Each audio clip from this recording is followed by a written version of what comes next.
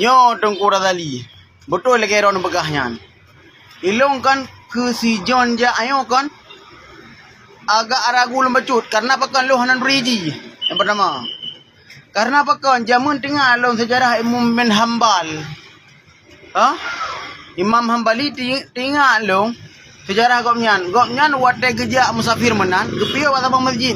Malah bila masjid hang terima gopnyan piuh nama masjidnya gitu bi ulua ke. Dalam sejarah kepegah. Gitu bi ulua ke sehingga dodo gopnyan karena hang terima masjid gitu bi kerja lain.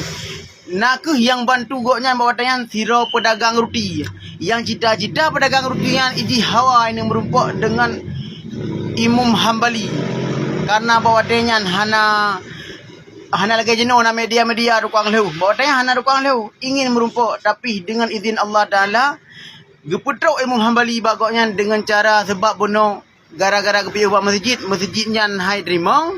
Maka gepiuh bat tempat gopnyan dan gebantu oleh gopnyan. Nyan fadilah. Nyo kan nak pegah bahawa dek si John imum je kan. Yang setidak aji yang plan pegah aji si dro musafir. Puku ji aulia kan aulia wallah Allah yang tahu. Tengok nak boleh tak tahu nya aulia aulia. Yang boleh tahu dia nyo pu nyo. Bersiap dan nyo tak bantu sesama tu dalam hidupnya semasa aji God bagi dia nyo.